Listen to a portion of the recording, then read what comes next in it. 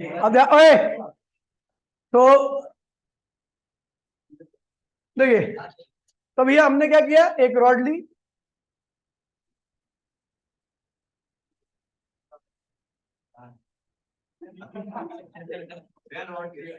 तुझे ये दूंगा भी रॉड ये, ठीक है, नहीं नहीं है। 1 मीटर रॉड का मास कितना है भैया, एम अपॉन में एल। तो अपने को हमने क्या लिया, यहाँ पे छोटा सा एलिमेंट ले लिया, और इसकी लंबाई क्या थी, डीएक्स। तो डीएक्स मीटर का मास कितना होगा भैया, एम अपॉन में एल इंटू में डीएक्स। इसको मैंने क्या ले लिया, डीएम। क्या ले लिया, देखिए 1 मीटर का मास इतना था, तो डीएक्स मीटर का मास क्या होगा, लेंथ की मल्टीप्लाई कर दो, और जो मास आया ना उसकी वैल्यू को मैंने क्या ले लिया, डीएम। क्या ले लिया, डीएम ले लिया। डीएम की वैल्यू अपने को पता ऊपर, ठीक है। अच्छा, इस एंड से मुझे निकालना सेंटर ऑफ मास। क्या निकालना है, यहां पर एक्स की वैल्यू क्या होगी, 0, और यहाँ पे एक्स की वैल्यू क्या होगी, एल, क्योंकि रॉड की कुल लेंथ क्या है, एल है। तो यहाँ पर एक्स की वैल्यू 0, वहां पर एक्स की वैल्यू क्या होगी, एल होगी।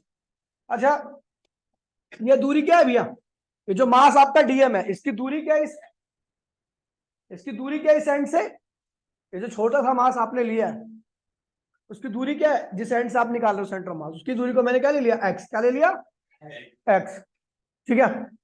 तो अब देखिए भैया, इसका मोमेंट ऑफ मास क्या होगा, इस छोटे से मास का मोमेंट ऑफ मास क्या होगा, जिसकी दूरी क्या है, एक्स है। तो इसका मोमेंट ऑफ मास होगा एक्स इंटू में डीएम। एक्स इंटू में, आपको याद था ना कि अगर आर डिस्टेंस पर कोई मास रखा हुआ है तो इस एक्सिस से इसका मोमेंट ऑफ मास क्या होगा, एम इंटू में आर। क्या होगा, तो अपने को पता है डीएम मास जो कि इससे कितनी दूरी पर है, एक्स डिस्टेंस पर है, तो उसका मोमेंट ऑफ मास क्या होगा, एक्स डीएम। क्या है, हमें क्या निकालना है इसका, सेंटर ऑफ मास। क्या निकालना है, फॉर्मूला क्या बताया था मैंने थोड़ी देर पहले, सेंटर ऑफ मास का फॉर्मूला था total movement of mass upon में टोटल मास, यही था फॉर्मूला। तो भैया ये तो मैंने एक छोटे से पार्टिकल का मूवमेंट ऑफ मास निकाला है इस रॉड पे, ठीक है भैया, जिसका मास मैंने क्या लिया, डीएम लिया। डीएम की वैल्यू क्या है भैया, एम एल इंटू में डीएम, ठीक है। मुझे पता है ऐसे बहुत सारे पार्टिकल होंगे, सबका मोमेंट ऑफ मास निकालना है, तो उसके लिए हम क्या करें भैया, इंटीग्रेट करते हैं। क्या करते हैं भैया, एक पार्टिकल का मास पता लग गया, उसको इंटीग्रेट कर दीजिए। कहां से कहां पे इंटीग्रेट करना है, तो 0 से लेके एल तक के बीच में जितने ही पार्टिकल है, 0 से लेके एल तक के बीच में जितने ही पार्टिकल्स हैं, अगर सबके मूवमेंट ऑफ मास निकालना चाहते हो तो उस छोटे से जो पार्टिकल है उसको क्या करो भैया, इंटीग्रेट करो। छोटे से पार्टिकल का जो मूवमेंट ऑफ मास आया उसी को क्या करो, इंटीग्रेट कर दो 0 से लेके एल तक, तो सारे पार्टिकल का मूवमेंट ऑफ मास आ जाएगा। और बॉडी का कुल मास कितना है भैया, एम है, तो उससे डिवाइड कर दीजिए, क्या आ गया सेंटर मास। अब कैसे करते हैं इसे देख लीजिए, ये हो गया, इधर कर रहा हूं मैं यहाँ पे, ठीक है।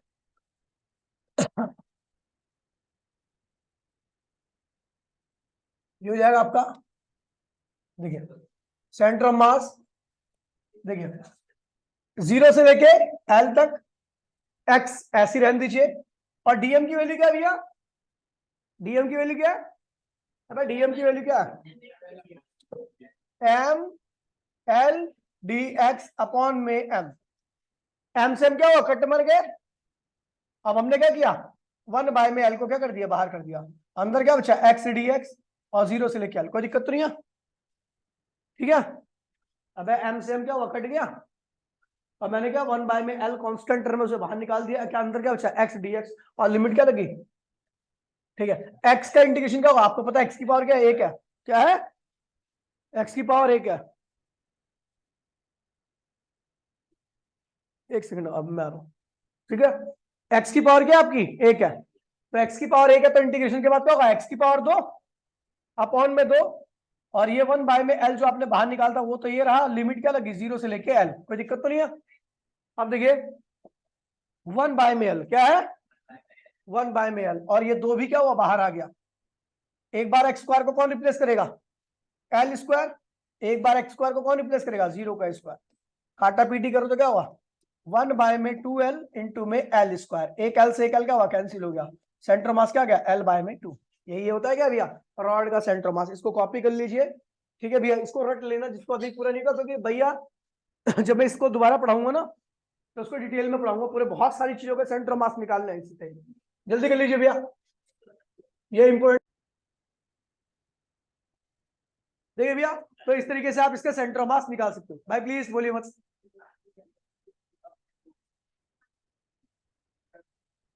ठीक है, अब ये सेंटर ऑफ मास से रिलेटेड सारे टॉपिक, एक बार ये वाला क्वेश्चन जो है ना, ये वाला भी देख लीजिए।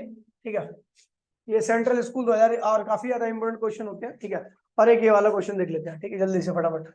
ठीक है, क्या कह रहे हैं भैया, the centre of mass of carbon and oxygen given by the carbon monoxide gas is, क्या कह रहे भैया, 1.13 angstrom located at the centre of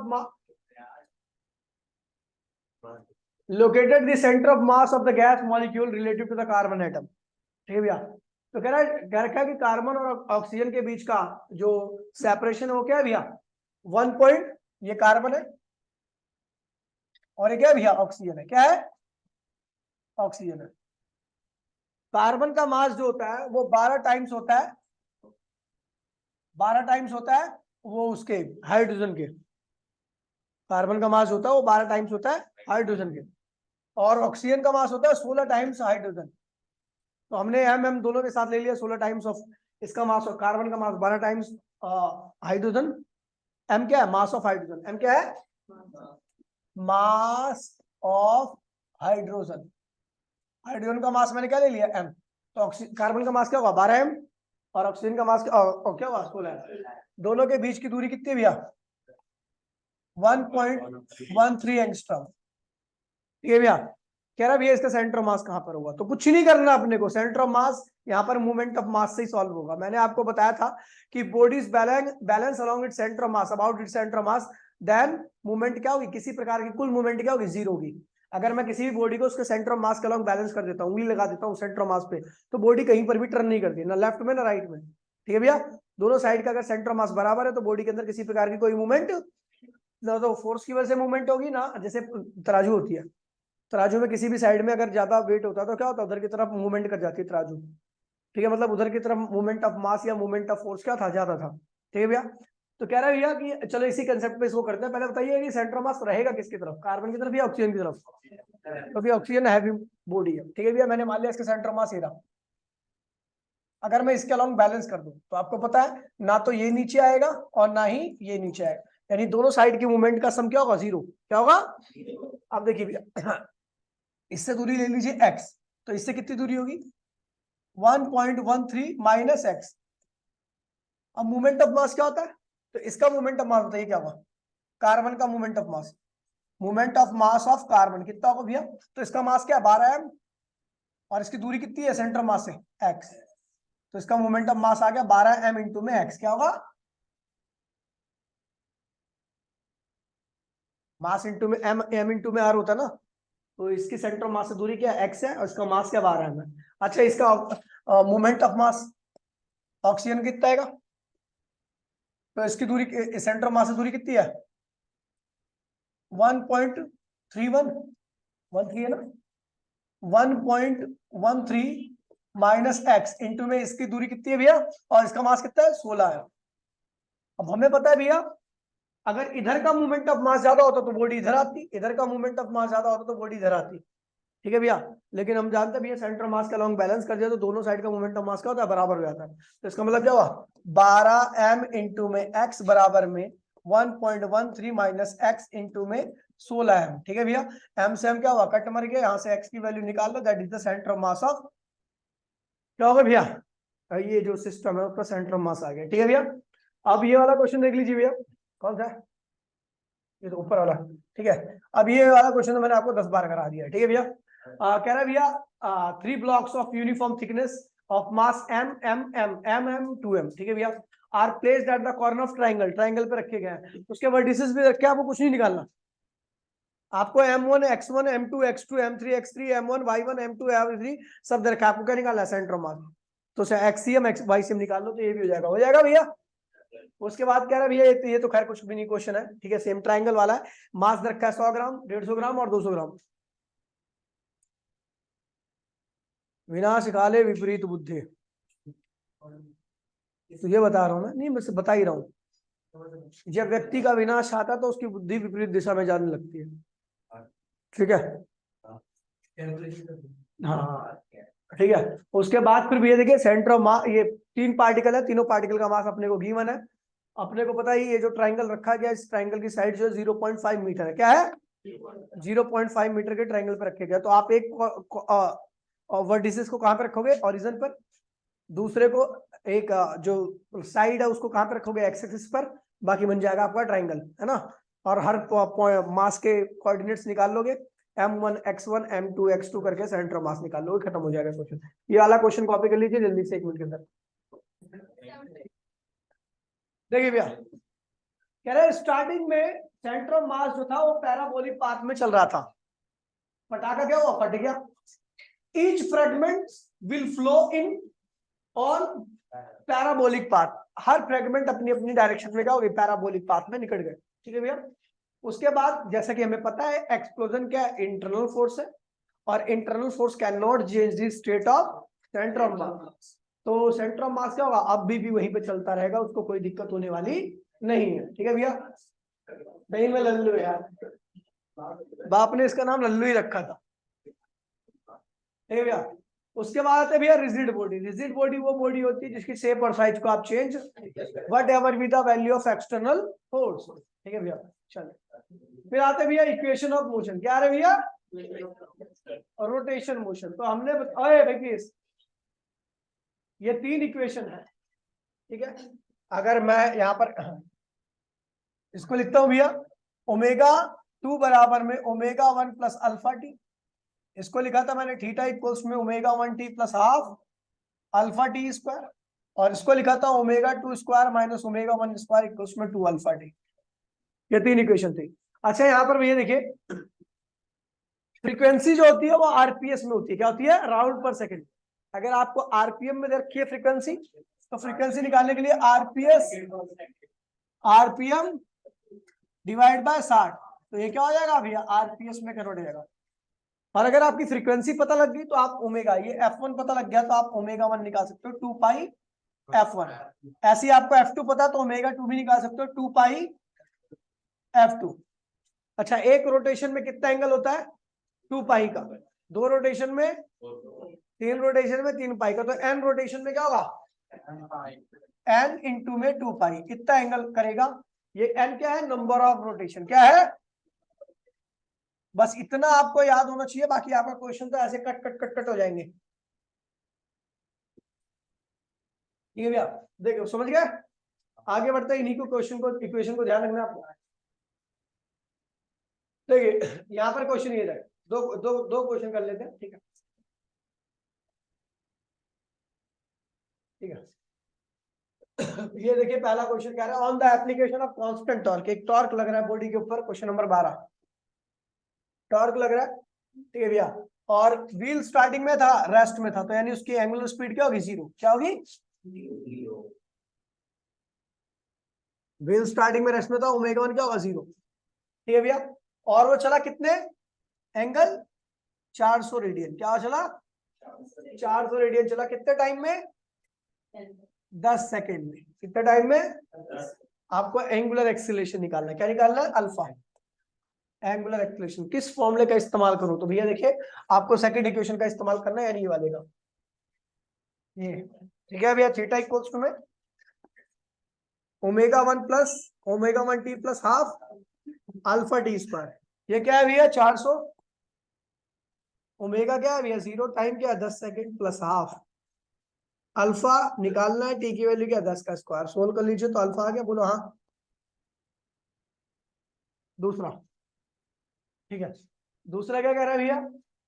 अपने को कह रहा है भैया इतने अगर ये व्हील 20 सेकंड तक ऐसी टॉर्क लगता रहे तो उसकी फाइनल एंगुलर वेलोसिटी क्या होगी? आपको निकालना ओमेगा 2।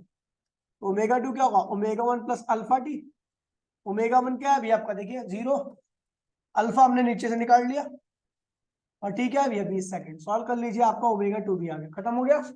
चलो भैया अगला क्वेश्चन देखिए भैया। कह रहा है एक व्हील रोटेट कर रहा है जिसकी इनिशियल फ्रीक्वेंसी क्या थी? f1 क्या था भैया? 1200 आरपीएम है। तो आरपीएस में कन्वर्ट करने के लिए क्या करोगे? 60 से डिवाइड कर दो, आरपीएस आ गया। ओमेगा 1 आ गया 2 पाई, इसको डिवाइड करने पे आएगा 20। 20 से मल्टीप्लाई करना। f2 क्या रखा भैया? 3120। 3120 आरपीएम है। आरपीएस में करो तो आरपीएस हो गया, ठीक है भैया। तो ये हो जाएगा आपका ओमेगा 2 कितना आएगा, ये आएगा आपका 104 आएगा ना, 52 आएगा 52। तो ये आएगा आपका 104 पाई क्या होगा, और ये 40 पाई हो जाएगा, ठीक है भैया। ओमेगा 1 आपका, ये ओमेगा 1 ओमेगा 2 आ गया, ठीक है भैया। फिर ये क्वेश्चन ध्यान रखना, ये क्वेश्चन ज्यादा इंपॉर्टेंट है जो करा रहा हूं मैं। ये कितने टाइम में हुआ है, 16 सेकंड में। कितना टाइम में हुआ है, अपने को निकालना क्या क्या है, अल्फा निकालो पहले। क्या निकालो, अल्फा क्या होता है, क्या होता है, ओमेगा 2 माइनस ओमेगा 1 अपॉन में टाइम, ठीक है। पहली इक्वेशन तो है ये वाली इक्वेशन देखो, आपको अल्फा निकालना, तो ओमेगा ओमेगा उनको उधर लिया, तो ओमेगा 2 माइनस ओमेगा 1 और टाइम दे रखा है, अल्फा निकालना तो क्या हुआ, अपॉन में टी। अच्छा दूसरा क्या निकालना है, क्या निकालना भैया आपको, थीटा निकालना है। क्या निकाल, सॉरी, नंबर ऑफ रिवॉल्यूशन। क्या कह रहा है, तो भैया सबसे पहले क्या निकालो, थीटा निकाल लो। क्या निकाल लो, कह रहा है 20 सेकंड में, अच्छा कितना टाइम में, 16 सेकंड में, 16 सेकंड में कितनी रिवॉल्यूशन करेगा। तो सबसे पहले 16 सेकंड में कितना एंगल कवर करेगा ये निकाल लेते हैं। तो 16 सेकंड का एंगल कैसे निकलेगा, तो omega 1 T plus half alpha T square, alpha यहां से आ गया, ओमेगा 1 अपने को पता है कितना है भैया 40, तो ये आ गया थीटा। अब आपको पता थीटा क्या होता है, 2 पाई एन के बराबर होता है। किसके बराबर होता है, 2 पाई एन के बराबर होता है। एन क्या है, नंबर ऑफ रोटेशन। क्या है, तो एन की वैल्यू क्या आएगी, थीटा अपॉन में ये होगी नंबर ऑफ रोटेशन। कराया है, ठीक है भैया, आसान है, ये कर लेना, अच्छा क्वेश्चन है, ठीक है भैया। आगे बढ़ते हैं। विश्व अगर मैं दोबारा बोलूंगा ना, तो दोबारा बोलूंगा नहीं, दोबारा मारूंगा मैं, क्या उत्तर को ध्यान रखियो। और मैं मारूंगा ना तो तेरी हालत खराब हो जाएगी, आगे से गीला पीछे से पीला कर देगा तो यहीं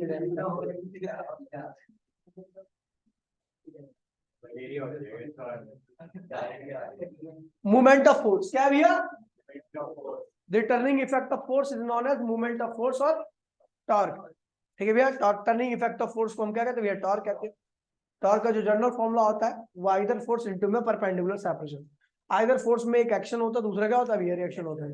दोनों के बीच में परपेंडिकुलर दूरी, दोनों के बीच में परपेंडिकुलर दूरी जितनी ज्यादा होगी टर्निंग इफेक्ट क्या होगा, उतना ज्यादा आएगा, टॉर्क उतना ज्यादा आएगा।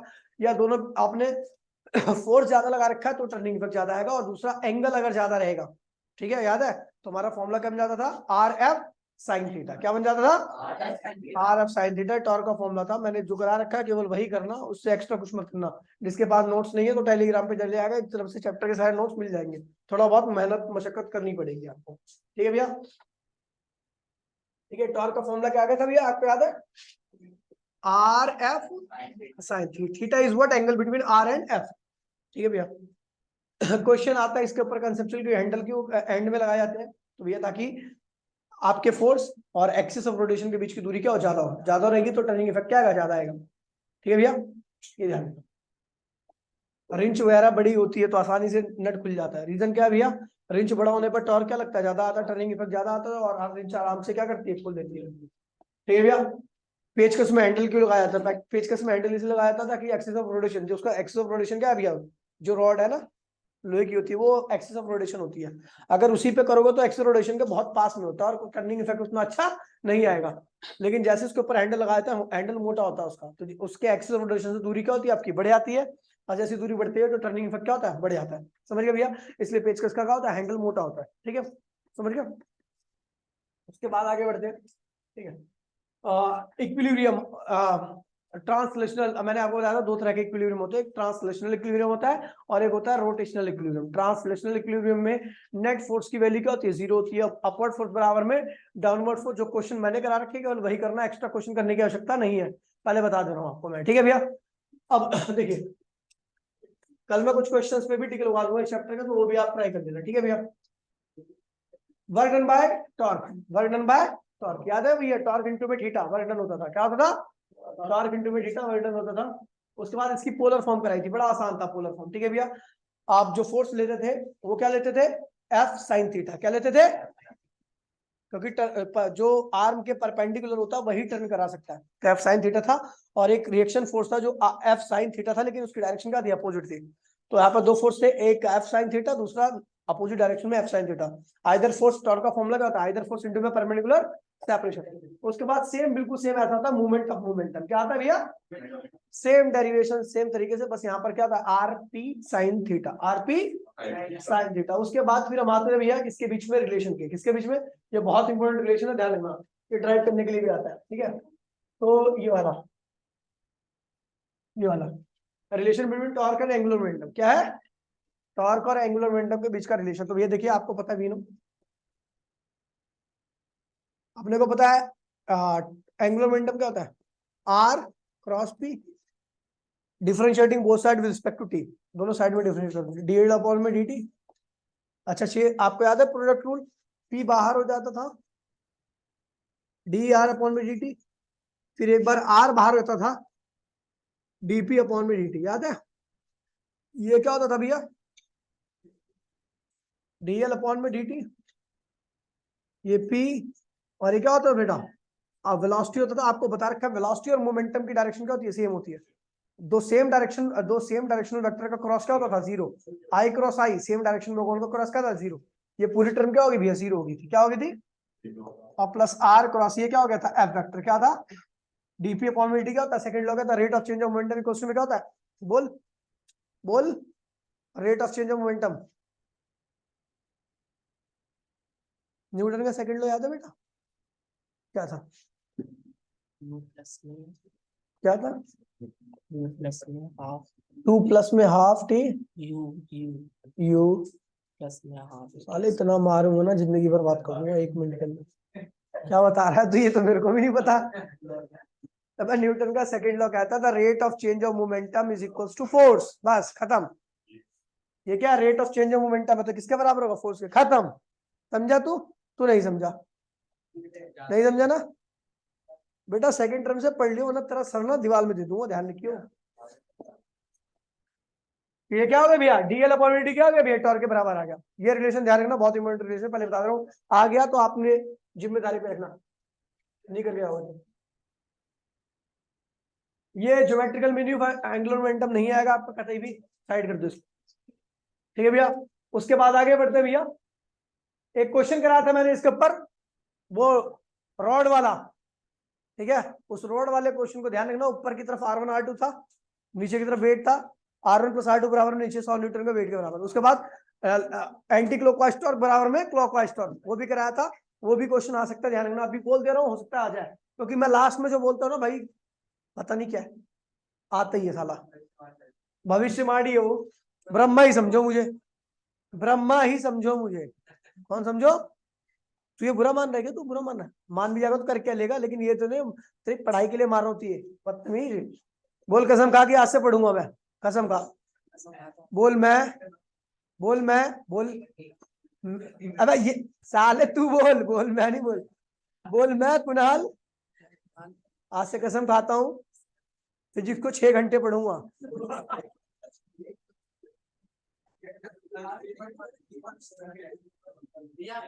इसने पूरी जिंदगी में 6 घंटे नहीं पढ़ा हुआ, इतनी गारंटी मुझे है। अब पागल है,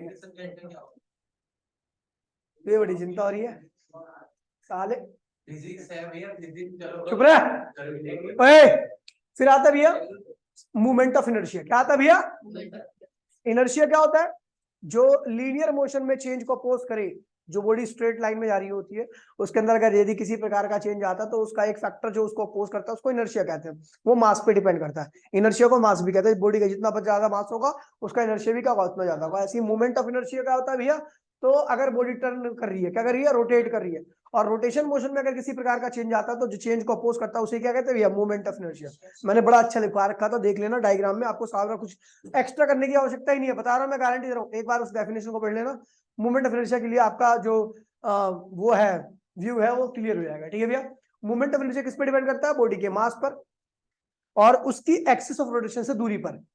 एक्सिस ऑफ रोटेशन से बॉडी की दूरी, आपको बताया था ना, पंखा बड़ा साइज का होता है, उसका इनर्शिया क्या होता है, ज्यादा होता है, स्लोली रोटेट करता है, देर तक रोटेट करता है, ठीक है भैया। पंखा छोटा होता है, जल्दी रोटेट करता है, जल्दी रोटेट रुक जाता है, ठीक है, क्योंकि उसका साइज छोटा होता है और मास भी क्या होता है, कम होता है। रेडियस ऑफ गायरेशन क्या है भैया, अच्छा कुछ रिलेशन मैंने ड्राइव कराए थे, बहुत टुच्चे रिलेशन है, उसके लिए बस केवल आपको ये ध्यान रखना है, क्या कि V इक्वल्स टू क्या होता है, ओमेगा आर, क्या होता है, A इक्वल्स टू क्या होता है, अल्फा आर, क्या होता है भैया। अगर यदि आपको ये रिलेशन याद है तो आप आसानी से कर सकते हो, ठीक है भैया। V equals to omega R और एक्सीलरेशन इक्वल्स टू क्या होता है भैया, अल्फा आर, ठीक है भैया। ये है लीनियर एक्सीलरेशन, पाथ पर होने वाला एक्सेलरेशन। और ये क्या है, रेडियल एक्सेलरेशन। क्या होता है, जिस रेट से रेडियस एक्सेलरेट करती है, ये है रेडियल वेलोसिटी, एंगुलर वेलोसिटी भी कहते हैं। और ये क्या है भैया, पाथ की वेलोसिटी, जो सर्कुलर पाथ होता है ना उसके ऊपर वेलोसिटी। याद है ना, मैंने बताया था कोई बॉडी ऐसा घूम रही है सर्कुलर पाथ में, तो रेडियस मान लीजिए ए पर है और वो कहां पर आ गया, बी पर आ गया, तो ए से बी के पे जो वेलोसिटी थी वो ये वाली थी, क्या थी, लेकिन रेडियस भी तो घूमी है, तो रेडियस की जो वेलोसिटी होगी वो क्या होगी, ओमेगा होगी। और इस वेलोसिटी और इस वेलोसिटी के बीच में जो रिलेशन है वो क्या है, v equals to omega R होता है। मैंने पहले करा रखा है, एक बार रिवीजन करा दूंगा चैप्टर नंबर 4 में, जिसका नहीं भी हो रखा है वो भी कर लेगा आराम से। मुझे पता है चैप्टर बैच 5B वाले बैच का नहीं हुआ था, ठीक है, 5B वाले बैच ने नहीं कर रखा, तो कोई दिक्कत नहीं, मैं करा दूंगा, ठीक है, रिवीजन आसान आसान चीज है। ये रिलेशन इसको ध्यान है, वो सारी आज जाकर भैया क्या करना, आपका पहला काम होना चाहिए कि पूरा का पूरा रट लो। अब गारंटी दे रहा हूं, एक बार इसको देखोगे ना आपको हर चीज क्लियर होगी, हर चीज, हर क्वेश्चन क्लियर हो जाएगा। लेकिन आज ही देखना, कल नहीं देखना। कल देखो तो भूल जाओगे, कल देखोगे तो और अच्छे से क्लियर होगा, 2 दिन बाद और देखोगे तो और अच्छे से क्लियर हो जाएगा। और प्रैक्टिस किसमें होनी चाहिए, रिटर्न। अगर रिटर्न में, कॉपी में तो होगी, अब रिटर्न में करेगा तो कहाँ करेगा, अपने हाथ पे करेगा क्या, कॉपी में कह रहा हूँ ना। हाँ, अरे कॉपी में, कॉपी होनी चाहिए, कॉपी में, रिटर्न में होनी चाहिए, हाथ में थोड़ी ना रिटर्न करेगा। कॉपी में तो लिखी। ठीक है भैया, चलो भैया, ओए देखिए काम कर रही है, देखिए ओए सुन लीजिए, parallel axis theorem, perpendicular axis theorem out of syllabus है, करने की आवश्यकता नहीं है, पहले सिलेबस में थी और बहुत ज्यादा इंपॉर्टेंट थी, हद से पैरेलल और परपेंडिकुलर से दबा के आती थी पहले। मैं गारंटी लेता 100% की, अगर इस चैप्टर में कुछ आता तो यही आता था, लेकिन साले ने हटा दिया, आसान चीज पास करा देता तेरे को। अब तो यार लाने पड़ गए। फिर मैंने ओए अलग अलग बॉडी का सेंटर ऑफ मास निकला। अच्छा हाँ, मैंने लास्ट में टॉपिक कराया था, याद आपको, मैं हमें पता भी है, अभी मैंने एक रिलेशन कराया था, एल ओए टॉर्क इक्वल्स टू में डीएल अपॉन में डीटी, क्या था, यदि हम टॉर्क को 0 कर दे तो डीएल अपॉन में डीटी भी क्या होगा, 0 हो जाएगा। तो यहाँ पर एल क्या हो जाएगा, कांस्टेंट, क्या हो जाएगा, एल की वैल्यू क्या थी आपको याद है, आई ओमेगा, रिलेशन हमने ड्राइव कराया था, आप देख लेना तो रिलेशन आपको मिल जाएगा, कांस्टेंट, क्या था, कांस्टेंट, ओमेगा इक्वल्स टू में कांस्टेंट अपॉन में आई। आपको याद है आई जो डिपेंड करता है वो साइज पे डिपेंड करता है, पंखा बड़ा होता है इनर्शिया ज्यादा होता है, रोटेशन स्पीड क्या होती है, कम होती है। पंखा छोटा होता है इनर्शिया कम होता है, रोटेशन स्पीड क्या होती है, ज्यादा होता है। जब डाइवर ऐसे फुल अपनी बॉडी को एक्सटेंड करके उछलता है तो एक आंख 2 टर्न करता है, लेकिन जैसे अपनी बॉडी को कंप्रेस, याद है एग्जांपल क्या था, छोटा करता है उसकी साइज छोटा होता है, वैसे क्या होता है उसकी रोटेशन स्पीड, और साइज छोटा करता है इनर्शिया क्या होता है, कम हो जाता है, रोटेशन स्पीड क्या होती है, बढ़ जाती है। अर्थ जो है वो सूरज के पास में, सॉरी मार्स मरकरी सूरज के बहुत पास में है, ठीक है, तो इसलिए उसकी रोटेशन स्पीड क्या काफी ज्यादा है, ठीक है, साइज पास में, इनर्शिया कम होगा तो रोटेशन स्पीड क्या होगी। जो प्लूटो है वो भैया बहुत दूर है, उसका इनर्शिया क्या है भैया, बहुत ज्यादा है, दूरी बहुत ज्यादा है, तो इसलिए उसकी रोटेशन स्पीड क्या होगी,